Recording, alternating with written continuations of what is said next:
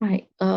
So one of the things that have been asked several times by several people from different professions and walks of life is that if one wants to get into semiotics as a professional who is already working in one of the sort of allied disciplines or specializations, or someone who's not connected to semiotics at all but wants to get into semiotics and start learning.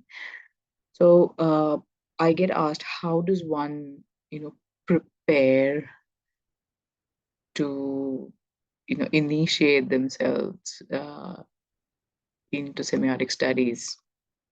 So one thing I've been able to tell them is that just go as a blank slate without any preconceived notions about semiotics, uh, because sometimes it so happens that we've heard a certain definition per se of semiotics from heard or read from book or whatever source we've been introduced to semiotics from, and that is the semiotics coming from that source, or rather that is a definition of semiotics coming from that source. But uh, when we start studying something new, we usually begin with a verbal definition of something.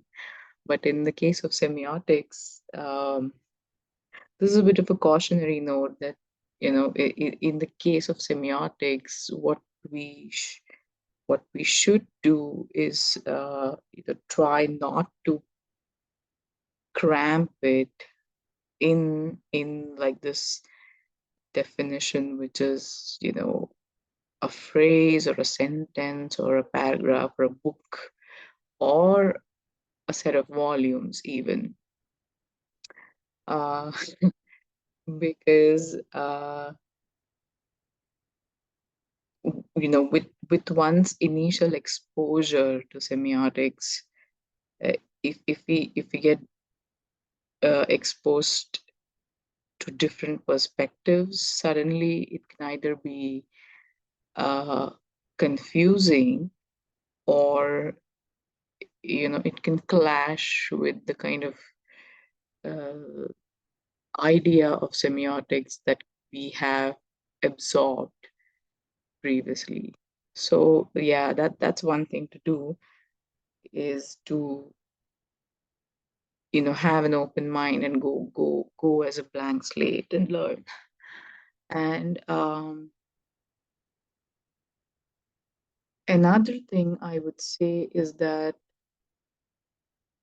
when you do start learning semiotics, you will realize that it's not just a third eye, it's several new pairs of eyes, that you acquire as a semiotician. So it's not limited like a third eye or so. But what happens when you study semiotics is that there's this whole new level of the world and of everything that opens up to you that maybe we didn't know how to access before.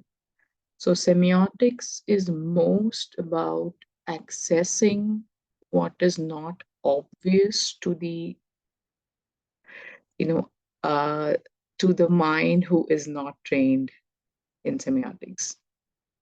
So that is one thing. And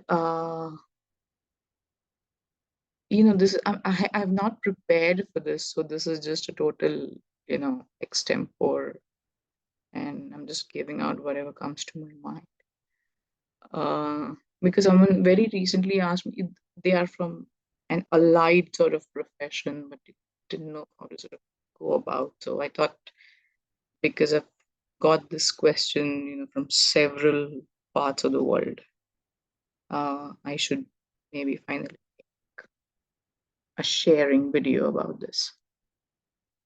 So, another thing I would like to continue about is that let's, semiotics doesn't fit in a box. And it's basically, how to say this?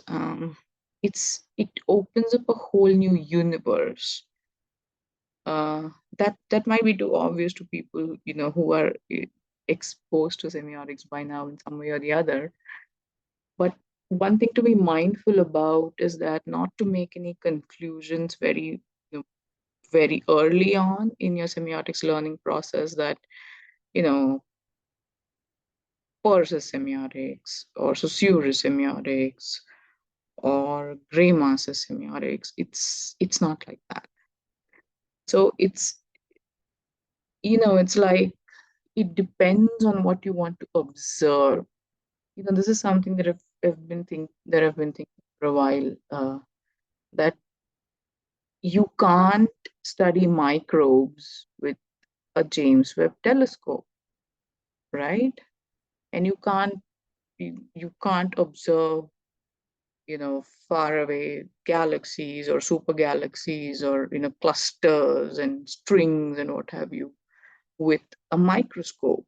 So semiotics is not one lens. It's a whole set of lenses, and sometimes you may feel like they're not introduced to each other, or that they don't sort of uh,